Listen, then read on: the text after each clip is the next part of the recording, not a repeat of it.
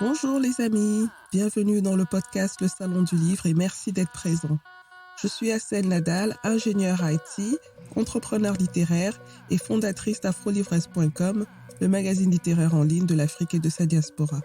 Si vous êtes un passionné de livres, si vous souhaitez mieux comprendre l'évolution du secteur du livre dans le monde en général, en Afrique et dans sa diaspora en particulier, alors ce podcast est exactement ce qu'il vous faut. Avec mes invités, retrouvez-nous tous les vendredis pour l'actualité littéraire et autres thématiques autour du livre. Et c'est parti pour un nouvel épisode du Salon du Livre. Bonjour. C'est un réel plaisir de vous retrouver aujourd'hui dans le deuxième épisode du podcast Le Salon du Livre. Je tenais tout d'abord à vous remercier pour tous vos messages d'encouragement après le lancement du podcast et de son premier épisode. J'ai reçu des dizaines et des dizaines de messages et j'avoue que je ne m'attendais pas à un si bel accueil. Vos suggestions et critiques sont aussi très appréciées car elles me permettent d'améliorer le podcast pour mieux vous servir. N'hésitez donc pas à laisser vos commentaires et merci encore pour votre soutien.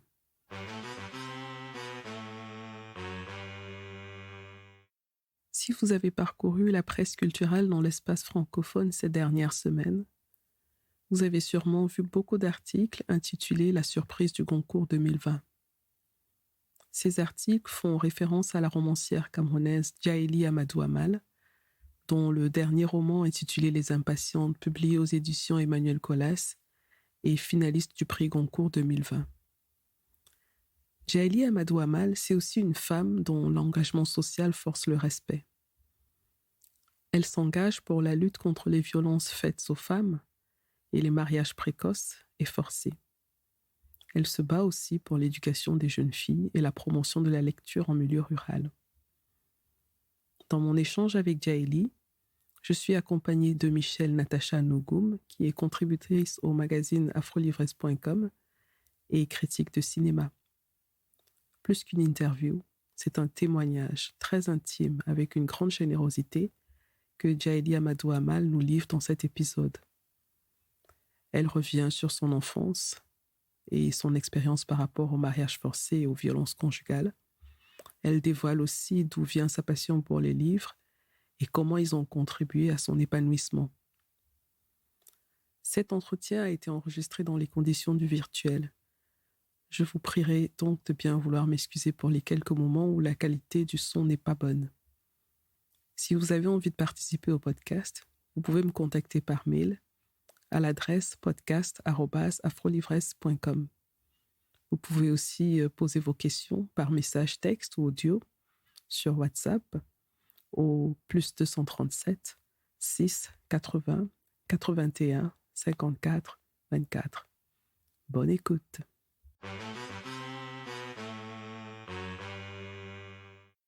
Bonjour Djaïli, bienvenue dans le Salon du Livre. C'est vraiment un grand honneur de vous avoir aujourd'hui avec nous.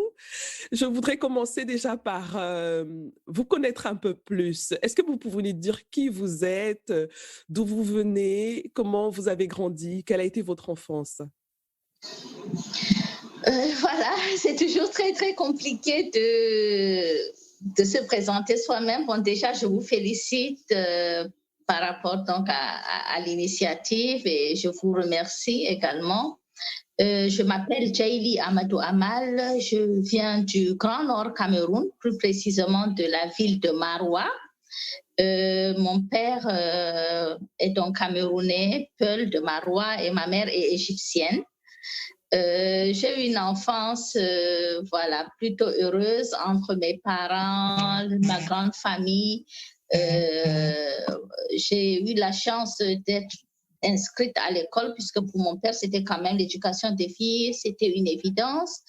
Et je n'ai pas senti vraiment de discrimination entre mes frères et moi, à part sur des petites choses plutôt culturelles. Du genre, mes frères avaient le droit d'aller à la mosquée et pas moi, ce genre de petites choses.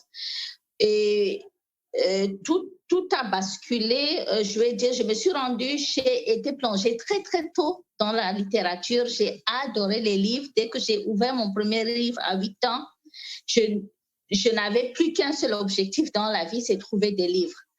Et pour cela, j'étais prête à tout, y compris à escalader le mur de l'église catholique voilà, parce que j'avais peur d'entrer par la porte et c'était le seul endroit où il y avait un semblant de petite bibliothèque. Et j'étais donc prête à tout pour pouvoir lire. Et en fin de compte, mon père a découvert quand même le secret parce que j'amenais mes petits frères tous les après-midi quand les parents faisaient la sieste. Et il a été très, très choqué. Et il m'a posé la question, mais pourquoi tu escalades le mur de l'église? Pourquoi tu cherches à tout prix à rentrer dans une église? Ça, je ne comprends pas. Et je lui ai dit, en fait, c'est pour chercher des livres. Et là, il m'a dit, oui, mais si c'est pour chercher des livres, entre par la grande porte. Mais je lui ai dit, oui, mais c'est parce que je suis musulmane, en fait. Et donc, je me disais que je n'avais pas le droit. Il m'a dit, mais qu'est-ce que tu rencontres? Qui t'a raconté ça et tout ça? Donc, là, ma plus grande leçon de tolérance m'est venue de mon père et c'est lui qui m'a encouragée donc à lire, à lire, à lire.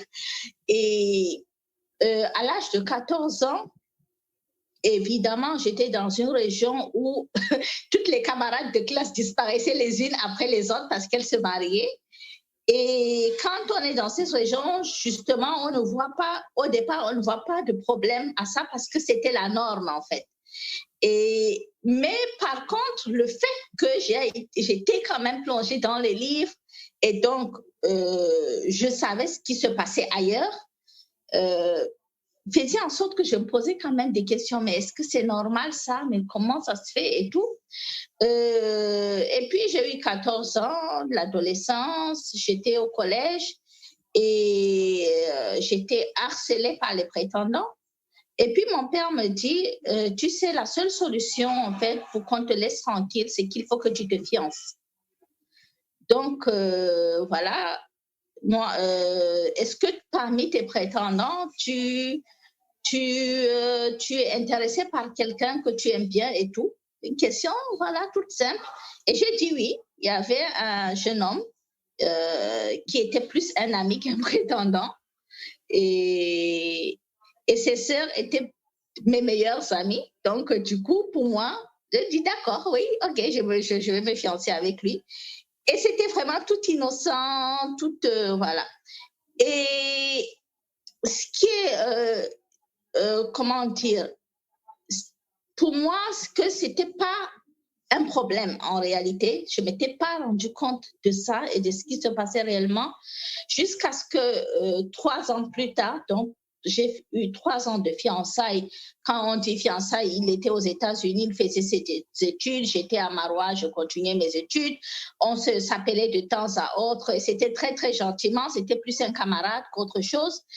Et puis, j'ai eu 17 ans et j'étais présidente du club journal de mon collège. J'avais plein de rêves.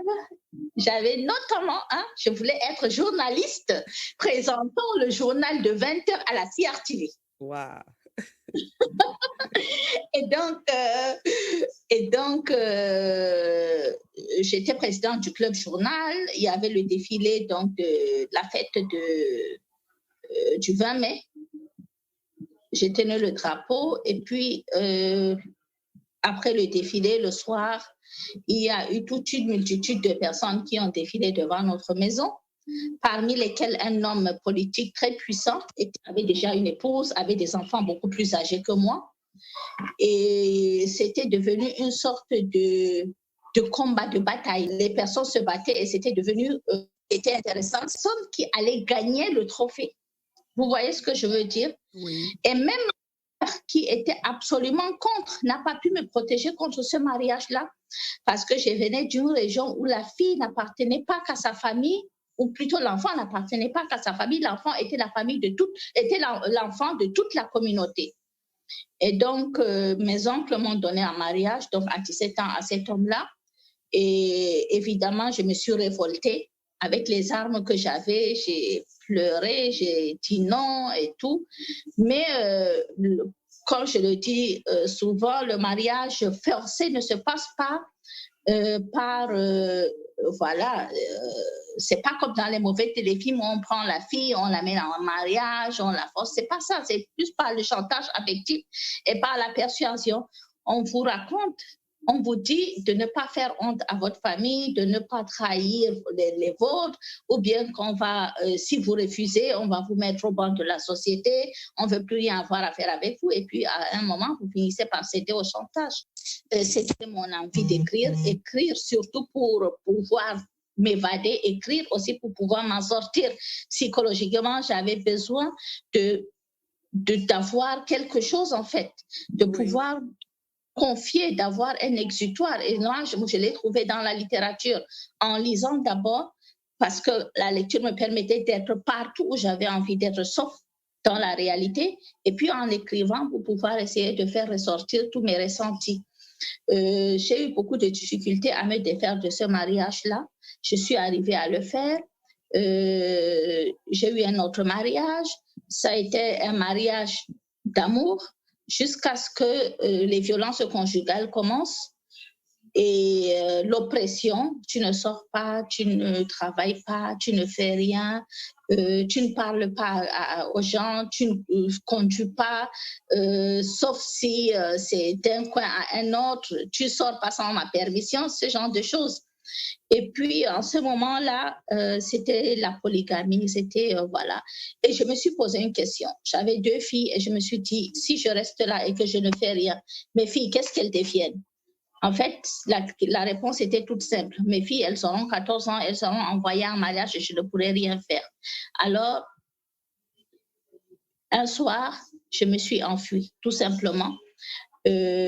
Pour que je revienne, il est passé par toutes sortes de chantages, kidnapper mes enfants, refuser que je les voie, me priver absolument de tout ce que j'avais, etc. Et évidemment, j'avais qu'un seul objectif, c'était au-delà de pouvoir m'en sortir moi-même psychologiquement déjà de toutes ces violences, mais également l'idée de pouvoir à un moment, le moment le plus important où mes filles auront besoin de moi, être une personne suffisamment assise, suffisamment forte pour pouvoir prendre leur défense et pouvoir les protéger, tout simplement. Et j'ai publié mon premier roman, ça fait 10 ans. Et voilà, aujourd'hui, je suis mariée. Je suis allée très loin dans la... J'ai été très longue dans la description. C'est très bien parce que c'était tellement intéressant que je n'ai pas osé vous couper. Et ça montre aussi d'où vous tenez votre force aujourd'hui. Vous vous engagez dans le féminisme, vous vous réclamez féministe. Pour vous, qu'est-ce que le féminisme aujourd'hui? En fait, au départ, c'est pas que je me disais pas je vais devenir féministe ou que je vais me réclamer comme une féministe. J'ai publié mon premier roman, il a eu le succès qu'il a eu, et puis tout d'un coup, on découvre un autre univers, l'univers de ces femmes-là qui sont enfermées dans des maisons. Pour la première fois, quelqu'un du Grand Nord, une femme, osait se lever et dire ce qui n'allait pas et ce qui se passait réellement dans cette concession-là. Et donc, voilà, la presse m'a surnommée la voix des sans-voix. Et je me suis inscrite naturellement dans un combat qui était le mien de toutes les façons dès le départ. Maintenant, je n'avais pas forcément mis les mots sur ma bataille ou autre. Aujourd'hui, quand on me dit, bon voilà, c'est une féministe, c'est quoi le féminisme et tout, en réalité, je ne sais jamais comment répondre à cette question parce que si défendre les droits des femmes, parler des problèmes qu'elles rencontrent, essayer d'apporter des solutions, c'est ça, être féministe, alors oui, je suis une féministe. Ceci dit, est-ce que je me reconnais aussi dans d'autres combats entre guillemets féministes où, par exemple, voilà, les revendications vont peut-être au-delà de ce que moi je peux imaginer. Bon, là encore, c'est une autre question. Votre dernier roman a été édité 2 fois. La première édition, dont le titre est Mounial, Les larmes de la patience, est celle de la maison d'édition Proximité au Cameroun. La seconde édition est celle de la maison d'édition Emmanuel Colas, éditée en France et dont le titre est Les Impatientes. Que signifie Mounial et quel est le lien avec le titre Les Impatientes? D'accord. Donc, Mounial, les larmes de la patience. Mounial, c'est un mot peul qui signifie patience. Mais pas que patience, en fait. Littéralement, c'est patience, mais quand on dit patience à une femme, c'est accepte tout, supporte, résigne-toi, surtout sans te plaindre, en fait. C'est ça que signifie Munyal. Et Munyal est l'une des valeurs de la culture Peul, donc l'une des valeurs de ce qu'on appelle le Pulakus, un ensemble de valeurs qui régissent la société, et une personne qui ne respecterait pas ces valeurs-là serait mise pratiquement au banc de la société, parce que c'est une personne qui va à l'encontre de nos traditions et de nos coutumes. Et donc, il y a donc ce fameux Munyal, il y a ce qu'on appelle le Semtende, c'est-à-dire la pudeur, la honte d'avoir honte, le sens de la dignité, Netaku, et puis Hakilo, l'intelligence ou la ruse ou même l'hypocrisie. C'est-à-dire, ça peut avoir plusieurs significations. Et donc, Munyal, c'est un mot où c'est un conseil, une injonction que les femmes écoutent tout au long de leur vie. Quand une jeune fille va en mariage, on commence donc par lui donner tout un ensemble de conseils, et parmi ces conseils, évidemment, c'est Munyal, Munyal, Munyal. Si le mariage est une réussite, ça sera grâce à notre patience, à notre capacité de tout supporter, de tout accepter, de ne pas nous plaindre et de faire notre possible pour que tout aille bien. Parce que le mariage, quelque part, c'est entre nos mains, nous les femmes. Si le mariage est un échec, ça sera de notre faute. Ça sera parce que nous n'avons pas su utiliser le conseil qu'on nous a donné, c'est-à-dire qu'on n'a pas su supporter, accepter, se résigner, se soumettre. Et donc, ça sera de notre faute, et évidemment, nous serions donc des mauvaises épouses et des mauvaises personnes. Et donc, pour moi, dès que j'ai commencé donc d'écrire ce roman, je voulais parler des violences, mais je voulais aussi surtout énoncer tout ce conseil, tout cet ensemble de conseils et de phrases qu'on martèle à la jeune fille qui se marie, au lieu de lui dire ce qu'on s'attend à écouter, c'est-à-dire mes félicitations, tous mes vœux de bonheur, etc. Mais là, on vous dit, accepte Munyal, Munyal, supporte tout. Et ce mot martelé, il est martelé donc à toutes les trois héroïnes du roman. Cette jeune fille qui épouse un homme beaucoup plus âgé qu'elle parce que c'est un ordre de sa famille et pour des raisons financières, on lui dit accepte, supporte, Munyal.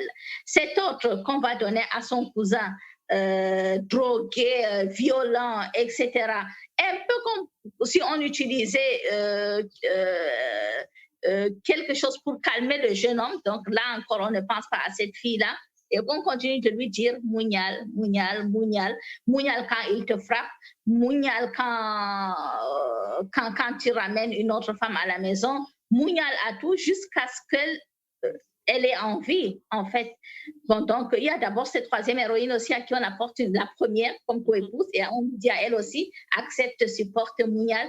Et toutes les trois ont envie simplement de dire une seule chose, j'en ai marre de supporter. Je suis fatiguée de ce fameux Munyal. Sauf que dans notre société, dire cela, ça peut paraître un blasphème, parce que ça veut dire qu'on va à l'encontre de la volonté de Dieu. Tout est mélangé, culture, religion et tout ça. Et les femmes sont prises au piège, vraiment. Et donc, le roman Munyal est sorti aux éditions Proximité au Cameroun. Et après le succès qu'il a eu, notamment le prix Orange du livre en Afrique, les éditions Emmanuel Collat se sont intéressées au roman et voilà, donc... Je rappelle qu'au moment où nous enregistrons cet épisode, il est aussi sélectionné au prix Goncourt, donc il est à la 2e sélection, et on croise les doigts que vous ramenez ce prix à la maison. Hein. On croise les doigts. Si on pouvait voter quelque part, je crois qu'on mettrait tout le Cameroun derrière le vote pour ça. Toute l'Afrique pratiquement. Et oui, voilà. Donc, nous, on a voulu, donc, avec Emmanuel, donner un titre beaucoup plus optimiste. Parce que si on voit quand même, ces femmes-là sont des femmes qui se battent, qui ne se résignent pas, qui ne se laissent pas faire d'une manière ou d'une autre. La première qui prend la fuite, c'est une forme de courage. La seconde qui se réfugie dans la folie, c'est peut-être également une forme de courage. La troisième qui ne se laisse pas faire et qui se dit j'ai ma place, la Dada Saleh, l'épouse, c'est moi, je ne pars pas, je ne quitte pas. Cette première épouse, ou plutôt cette première épouse doit partir pour que quand les autres viendront, qu'elle sache que j'avais déjà une place. Et donc, voilà, ce sont trois femmes qui n'ont absolument pas de mougnal et qui sont impatientes. Alors, je trouve votre engagement assez particulier parce que dans la région du Sahel en général, et en particulier dans le Nord Cameroun, il est assez difficile de voir des femmes qui prennent le devant et qui posent les problèmes sur la table. Est-ce que vous pensez que le fait que vous ayez eu cette expérience personnellement et que vous venez d'une région qui connaît ces problèmes-là, vous seriez mieux entendu par les jeunes filles? Est-ce que vous, ayant cette expérience, c'est un peu, vous êtes un peu plus accessible que, par exemple, une ONG qui viendrait d'Occident et dirait la même chose que vous? Oui, exactement, je le pense. Vous savez, quand on vient d'une région, quand on a vécu toutes ces choses, on a quelque part la légitimité de pouvoir évoquer ces sujets-là sans qu'on ne vous dise oui, mais vous comprenez pas, oui, c'est en fait c'est parce que vous voulez nous imposer votre culture et tout ça. Je suis voilà, de la région, je connais exactement la problématique et je pense que pour toutes les régions du monde et pour toutes les cultures, quand on veut trouver des solutions, il faudrait évidemment s'adapter aux croyances de cette région-là, de cet espace géographique, et pour pouvoir donc apporter des solutions adaptées à leurs problématiques. Et c'est ce qui nous manquait, je pense, jusqu'à présent dans le Nord Cameroun. Il y a des ONG, bien entendu, il y a même le ministère de la promotion de la femme et de la famille et tout. Mais quand ce sont des personnes qui ne sont pas de là, qui viennent pour essayer de dire que oui, il y a un problème, en ce moment-là, évidemment, on n'est pas écouté. Pas du tout. Donc, oui, je pense que les jeunes filles peuvent aujourd'hui trouver en moi un modèle, mais je peux également travailler avec d'autres ONG, travailler avec des institutions ou même voilà, avec des personnes qui ont peut-être un peu plus confiance parce qu'ils se disent que je suis quand même leur sœur, leur fille et que voilà, si on parle de religion, je peux moi démontrer à travers les tests qu'en réalité, ça n'a absolument rien à voir. Et quand on parle de culture, c'est la même chose. Justement, à la suite de ce que vous étiez en train d'expliquer, vous êtes la présidente de l'association Femmes du Sahel. Est-ce que vous pouvez nous dire en quelques mots quelles sont les activités de cette association et comment est-ce qu'on pourrait l'aider si on a envie de l'aider? Ouais. Donc, l'association Femmes du Sahel, c'est une association que j'ai créée en 2012 après un programme de leadership aux États-Unis. Donc, l'association est une association à but non lucratif. Le périmètre d'action, c'est le Grand Nord Cameroun et ensuite toute la zone du Sahel. Nous avons deux volets, le volet éducation et puis le volet développement. Le volet éducation, c'est plus pour accompagner généralement les filles. Donc, nous avons des activités comme le parrainage d'enfants. L'année dernière, nous avons 400 enfants parrainés par l'association avec 80% de filles. Cette année, nous sommes en train de réunir les fonds déjà pour commencer à parrainer. Déjà, dès la semaine prochaine, nous serons dans un premier village parce que nous travaillons surtout dans les zones rurales où évidemment, les garçons, les filles ne sont absolument pas égales aux garçons en termes donc d'éducation et tout. Et donc, quand la famille vit dans la précarité, ils vont privilégier l'éducation du jeune homme par rapport à celui de la jeune fille. Et puis, nous essayons de faire beaucoup de causeries éducatives et de sensibilisation sur le mariage précoce et forcé avec les filles, comment se prémunir des violences. et comment donc réagir face à une proposition de mariage précoce et forcée. Nous créons aussi des petites bibliothèques scolaires dans des zones très, très, très isolées où les enfants peuvent finir le cycle primaire sans avoir jamais vu un livre de leur vie. Donc là, c'est des caisses toutes simples où nous mettons des manuels scolaires et puis des livres, des albums pour enfants, des bandes dessinées pour permettre donc aux enfants en milieu rural de pouvoir donc s'évader par les livres. Parce qu'aujourd'hui, j'ai fait l'expérience partout quand on va dans les zones rurales, dans le Grand Nord Cameroun, quand on demande à un enfant plus tard, qu'est-ce que tu veux devenir? En fait, l'enfant, il vous regarde parce qu'il ne comprend pas trop bien la question. Et puis ensuite, il vous dit, à la limite, le plus amusé, il vous dit chauffeur.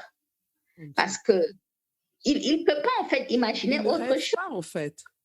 Il peut pas rêver par exemple, de la même manière qu'un jeune dans une ville qui a la télé, qui a les réseaux sociaux, qui a les livres et qui voit des images, qui peut voir les avions voler et qui se dit je veux être pilote. Non, pour lui, le summum, en fait, c'est quelqu'un qui conduit une voiture. Et donc, lui, il veut être chauffeur, c'est tout. Et pour la jeune fille, pour la petite fille, quand on lui demande, elle veut être maman, elle veut... C'est tout, en fait. Ils ne peuvent pas se projeter plus loin que ça. Et évidemment, pour les parents aussi, quand on vit dans un milieu, dans la précarité, dans un milieu où il n'y a pas de sécurité, surtout lié aux institutions de Boko Haram, dans un milieu où l'environnement est complètement à terre, les climats, il ne pleut plus, la sécheresse et tout, et quand on lui dise, oui, mais il faut inscrire ton enfant à l'école parce que 20 ans plus tard, il deviendra ceci ou cela. On ne se projette pas 20 ans plus tard, on se projette juste le lendemain et sur les questions essentielles de survie. C'est tout en fait. Donc l'association, c'est vraiment le côté éducation. Ça, j'ai un peu essayé de vous balayer ça. Nous faisons énormément de sensibilisation dans les collèges et les lycées, surtout avec des jeunes filles. À titre d'exemple, nous avons sensibilisé 7000 filles il y a 3 ans avec le soutien de l'ambassade des États-Unis. Et évidemment, ça, à chaque fois, nous essayons d'envoyer des dossiers pour pouvoir avoir le soutien nécessaire pour pouvoir continuer dans ces sensibilisations-là. Et puis, il y a le volet développement. Le volet développement, c'est tout simplement encourager les femmes à avoir des activités génératrices de revenus.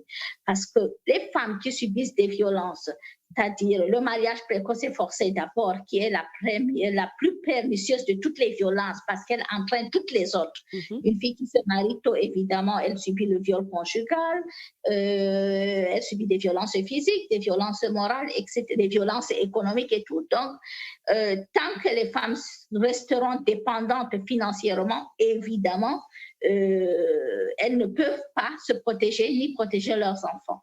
Et évidemment, elles ne peuvent pas non plus avoir accès au planning familial parce qu'elles ne comprennent même pas de quoi il s'agit. Donc, nous parlons, nous discutons beaucoup avec des groupes de femmes, nous essayons de les encourager à avoir des activités liées plus à l'agriculture en mettant en place des motopompes, à l'élevage en constituant un petit troupeau, surtout de petits bétails, parce que les bœufs et autres, ça c'est très compliqué. Mais si on fait des genres de poulailler, les chèvres et tout, c'est beaucoup plus facile à gérer. En leur octroyant également des petits crédits. Parce que justement, les femmes, elles n'ont pas accès à l'argent, elles n'ont pas vraiment de biens et évidemment, quelquefois, elles ont des projets, elles ont envie de monter un commerce, de faire des choses, mais elles n'ont pas les moyens.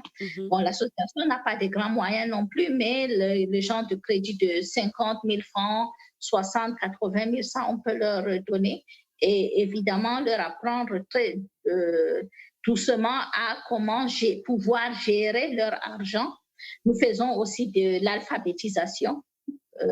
Et le plus souvent, nous travaillons avec d'autres associations. En fait. D'accord. Je rappelle donc le nom de l'association, c'est Femmes du Sahel, qu'on peut facilement trouver sur Internet. Vous avez aussi une page Facebook. Donc, pour tous ceux qui aimeraient apporter leur soutien à l'association, ils peuvent directement aller sur votre page Facebook et vous contacter. Vous allez leur donner les informations, comment vous aider. On peut nous écrire sur femmesdusahel@yahoo.com. D'accord, très bien. Et comment ont accueilli les hommes Peul vos romans? Parce que tous vos romans tournent autour des injustices faites aux femmes. Et j'ai un peu eu de contact avec la communauté Peul et je connais la fierté de ces hommes-là. Comment est-ce qu'ils ont accueilli Comment Natacha sourit parce qu'elle aussi, elle connaît un peu cette communauté. Elle est particulière. Moi, je les adore. Il y a une fierté qui est incroyable chez ces hommes. Et donc, comment ils ont accueilli tes romans, et en particulier le dernier, Les Impatientes? Pardon. Déjà, je commence par le premier. Je viens avec, déjà, je vous ai raconté, je me suis enfuie, je suis partie, je n'ai pas cédé aux pressions, j'ai écrit un roman, je le publie et puis je fais marche arrière. Je rentre. C'est quand même une forme de courage. Donc, je rentre et puis je viens avec un roman dont le titre est quand même très, comment dire, quelquefois provocateur, hein, je pense, parce que c'est Walande, ce qui signifie nuitée conjugale, l'art de partager un mari. Donc ça, c'est le titre du roman et j'organise une dédicace. Évidemment, au départ, personne ne sait de quoi il s'agit, mais qu'est-ce que je suis en train de faire et tout. Et puis, on se rend compte et j'invite absolument tout le monde. Et je m'appuie justement sur l'association internationale de Peul du monde. Oui. Donc, Elle ça est très s'appelle puissante. voilà, Capital pour la Cour internationale, dont le président, quand même, c'est un homme Peul, voilà, d'une grande fierté et tout, vraiment très, très Peul, et qui adore la culture, et qui est très féministe. Je me dis ça comme ça, et qui est très ouvert. Et lui, il m'apporte son soutien et il m'aide à organiser. Et puis, voilà, on a les intellectuels, le professeur Saïbou Issa de l'École normale de Maroua, de l'Université de Maroua, qui accepte de faire la note de lecture. Le gouverneur de la région à l'époque, M. Betty Assomo, qui, en voyant que c'est une femme Peul du Grand Nord, décide de venir à la dédicace et d'apporter son soutien.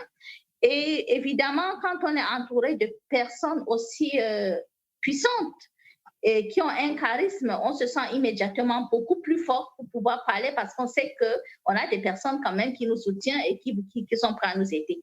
Les hommes, ils ont réagi de manière, voilà, mitigée. Donc, il y a les jeunes qui sont absolument pour, parce qu'ils veulent changer, ils rêvent d'autre chose. Évidemment, il y a une ouverture sur le monde, c'était le moment. C'était quand même en 2010, on commençait avec les réseaux sociaux, Internet et tout. Et puis, on a les moins jeunes qui ne comprennent pas et qui peuvent d'un seul coup faire des attaques sur oui, mais c'est contre l'islam ce que tu dis. Je dis non, c'est pas contre l'islam parce que voilà les tests. Oui, mais ça va à l'encontre de notre culture. Non, ça va pas à l'encontre de notre culture parce que notre culture, tant qu'elle va créer des souffrances, c'est pas bien. On va conserver ce qui est bon dans la culture et puis on va rejeter le reste. Oui, mais tu ne respectes pas notre culture de toutes les façons. C'est oui, si, je respecte notre culture parce que voilà, quand vous me voyez, je suis une Peul, je suis fière de l'être et je respecte ça. Et donc, voilà, les jeunes, ils sont vraiment derrière. Et petit à petit, les gens commencent à comprendre et tout. Au départ, on a eu quand même pas mal de menaces, quelquefois très, très effrayantes. C'est pas mal d'attaques pendant les conférences et autres avec des personnes qui sont prêtes à tout.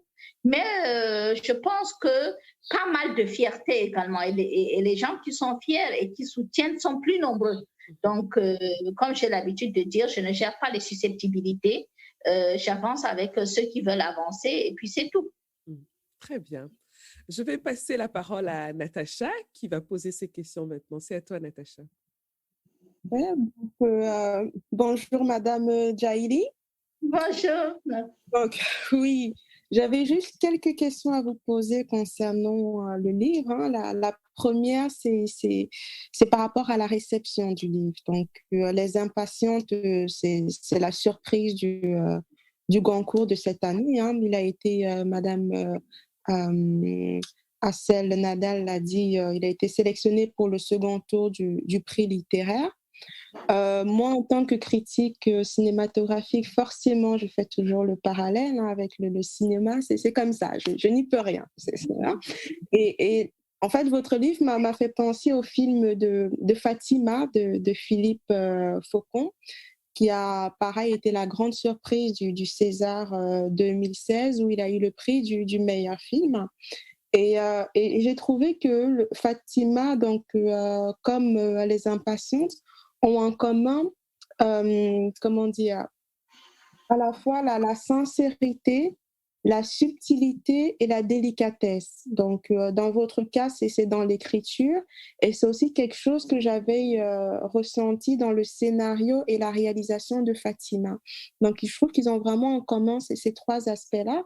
Et du coup, je m'interroge, je me dis, est-ce que en tant qu'auteur, quand on écrit, on se dit, je veux transmettre ça, je veux transmettre telle émotion, ou c'est quelque chose qu'on a naturellement, c'est quelque chose qui, entre guillemets, découle de notre personnalité. Donc voilà, j'avais cette interrogation-là.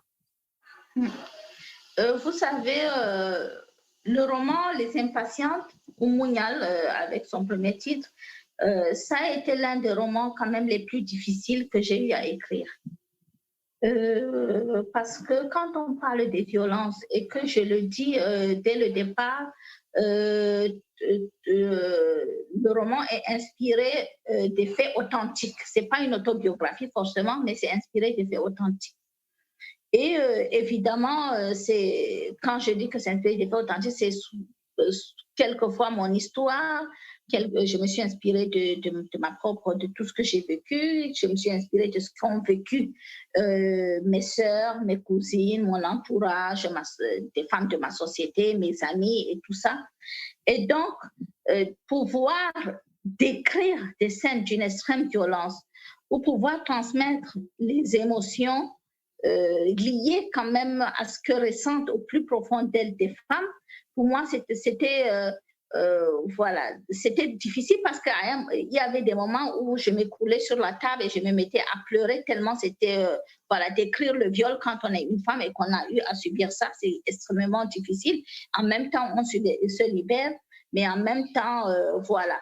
Et personnellement, quand je commence à écrire, surtout ce genre de scène avec beaucoup d'émotions, avec beaucoup de violence et tout, et que moi-même je ne le ressens pas et que ça ne me fait pas mal au point où j'ai des larmes qui coulent, je sais que je ne suis pas arrivée à transmettre en fait.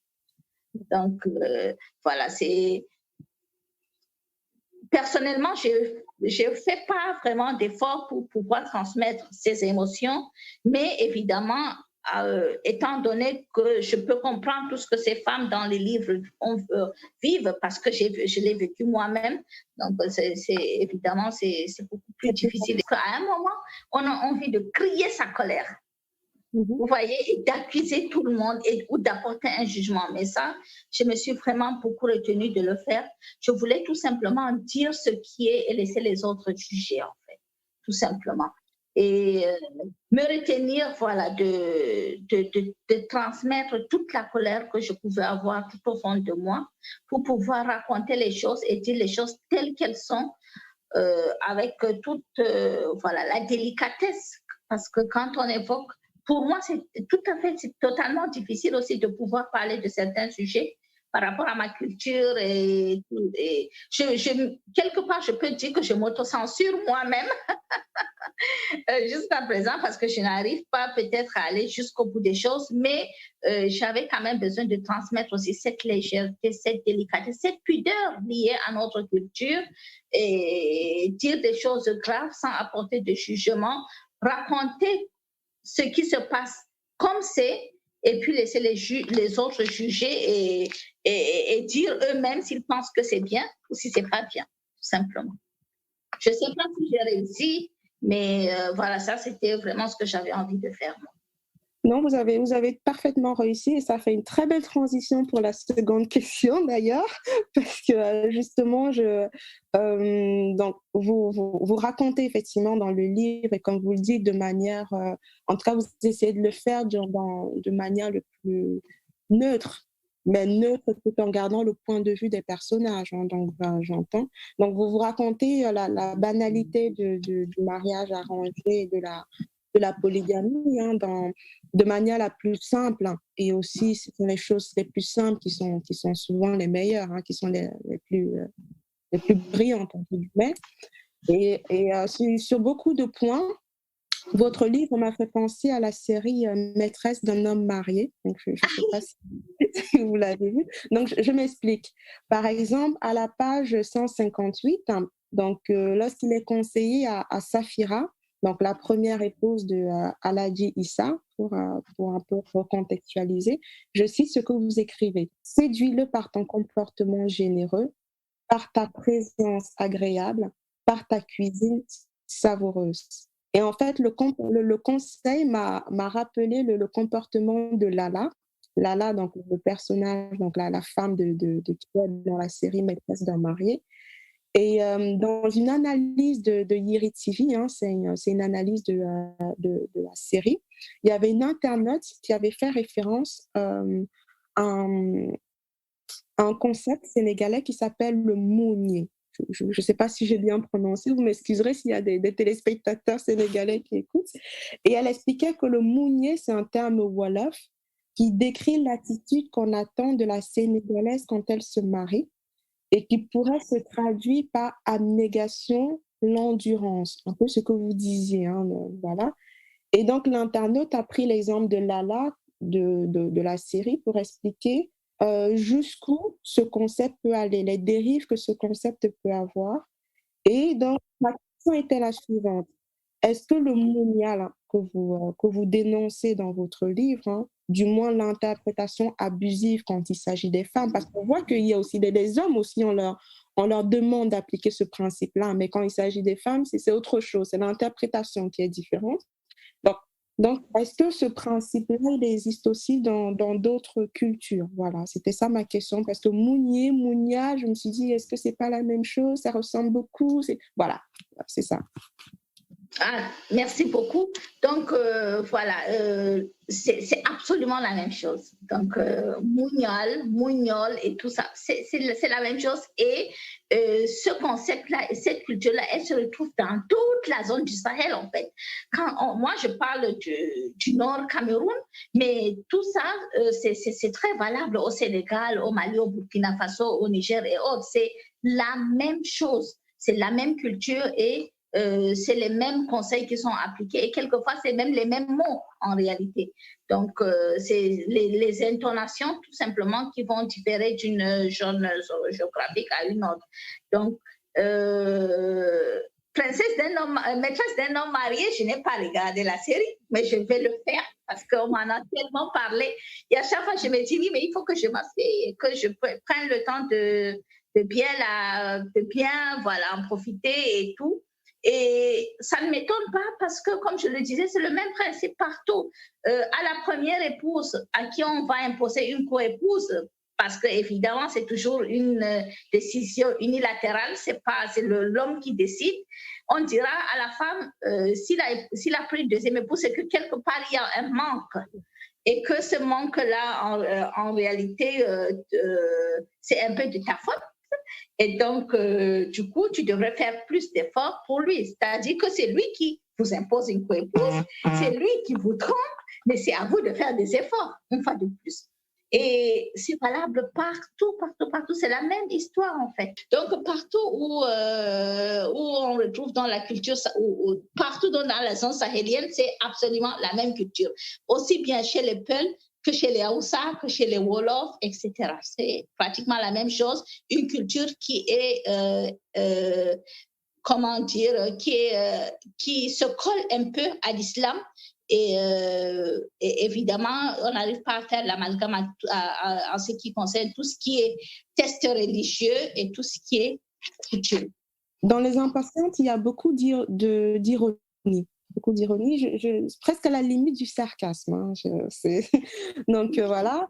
Je lis juste 2 passages qui m'ont beaucoup amusée. C'est pour voilà, donner un peu envie aux téléspectateurs, aux spectateurs de lire votre livre et surtout leur donner une idée de votre ironie. Voilà.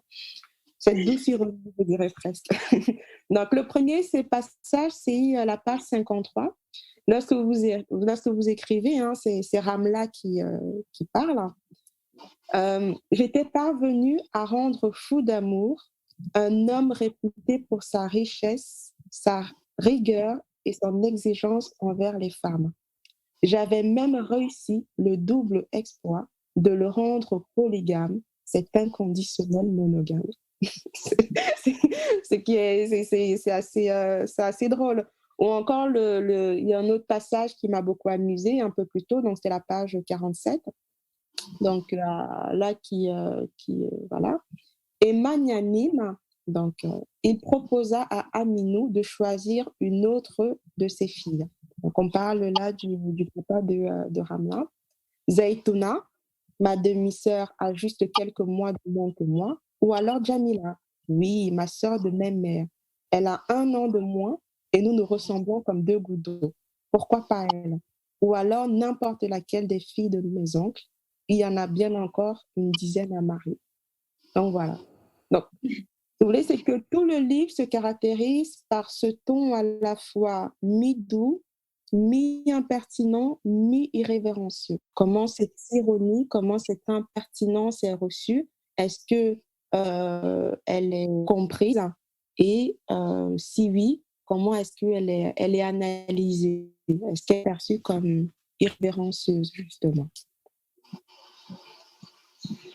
Je pense que, vous savez, comme c'est quand même un livre qui vient pratiquement 7 ans après le premier, les gens sont se sont quelque part habitués à ma façon de parler, de m'exprimer, d'être, comme vous dites, soit ironique, soit très très dur, soit à la fois d'une manière très douce, très calme, dire les choses les plus graves avec voilà. Donc du moment que c'est parti et que je me suis imposée comme une figure de la littérature, en réalité, je n'ai plus eu voilà, des difficultés majeures par rapport à ce livre-là. Les critiques, en réalité, c'est plus pour les personnes qui lisent et qui peuvent faire des remarques. Ces personnes qui sont négatives et qui aimeraient et qui vont insulter ou faire des remarques négatives, ce sont des personnes qui justement ne vont jamais lire le livre ou ne vont jamais essayer d'aller jusqu'au bout pour pouvoir comprendre le contenu et ce que je veux vraiment dire. Donc, en réalité, ce roman-là, Mounial et les Impatients, a été plutôt bien accueilli parce que c'était attendu en fait. C'était surtout des personnes qui aimaient déjà mon style, qui aimaient ce que je racontais, qui se sont dès le départ procuré le livre et qui l'ont commenté et tout ça. Et voilà. Il n'y a pas eu de problème majeur par rapport à ce que je dis et tout ça. Quelquefois, des petites remarques, c'est très difficile, c'est très dur. Est-ce que c'est vrai? Est-ce que tu n'exagères pas? Tu fais pas une peinture plutôt noire de ce qui se passe en réalité? Mais non, c'est inspiré de faits réels. Le secret des femmes aussi, c'est inspiré de faits réels. On ne va pas tout dévoiler aux spectateurs, mais on va leur découvrir c'est quoi le secret des femmes pour retenir la zone à la maison. Oui, c'est ce qui se passe. Et puis, c'est écrit dans le roman, il n'aura que ce qu'il mérite. Ok, bon, une petite dernière question. Et là, pour le coup, c'est moi qui serait un tout petit peu impertinent. Hein, voilà. Dans le livre, vous employez beaucoup d'expressions et un vocable qui parfois est très métropolitain. On va dire franco-français de France. Donc, je prends par exemple... En tout cas, c'est comme ça que je l'ai reçu. Peut-être que j'ai tort, peut-être qu'une autre personne dira le contraire. Je prends par exemple lorsque vous employez échec et maths, franchir le Rubicon, ce type d'expression-là que je comprends, mais des fois je m'interroge, je me dis, est-ce que le Camerounais lambda, lui, il va le comprendre? Et est-ce que ça va lui parler, ce type d'expression? Parce que ces expressions-là, c'est plus que des expressions, c'est un contexte aussi social et un contexte historique surtout derrière une expression. Donc, comment est-ce que vous intégrez ce paramètre-là dans votre écriture à vous? Et est-ce que c'est un choix délibéré? Est-ce que, voilà, c'était ça ma question en tant qu'auteur. D'accord. Vous savez, en fait, je vais sur deux volets. Il y a un côté où quand j'écris, je mets énormément d'expressions peul ou d'expressions camerounaises. Et puis, il y a cet autre côté que vous évoquez où, voilà, j'écris en français avec des expressions tout à fait françaises. Et je pense que je ne me rends même pas compte de ça, en fait, en écrivant. J'ai tellement lu et lu des auteurs tout style d'auteur, mais déjà le plus jeune âge, j'avais lu pratiquement tous les classiques. Et donc, ça devient une façon de parler, une façon de m'exprimer qui vient tout naturellement et l'éditeur ne trouve pas à redire à ce genre de choses. Mais par contre, mon éditrice française, elle a eu du mal avec certaines expressions peul. Par exemple, oui, par exemple, bon, échec et maths ou autre, là c'est bien, ça passe. Mais quand j'ai dit, voilà, et ça c'est dans la première édition du roman, Dada Sare, Dere Sare, c'est-à-dire maman de la maison, poubelle de la maison, elle me dit non, mais ça va pas, non, on ne traite pas une femme de poubelle. Je dis, cherche une expression qui peut mieux traduire ce que tu veux dire. Je dis, oui, mais en réalité, littéralement, c'est ça. On traite cette femme-là de poubelle, elle doit accepter tout, elle devient comme une poubelle. Et elle me dit, non, non, non, ça passe pas, en France, c'est pas possible et tout. Donc, en réalité, quand nous sommes dans la nouvelle littérature camerounaise, ce concept de Pademongo à l'université, donc la Nolika, je ne sais pas si vous en avez entendu parler, où on écrit quand même en français, mais tout en réfléchissant ou en ayant des idées déjà dans notre langue maternelle et dans notre culture.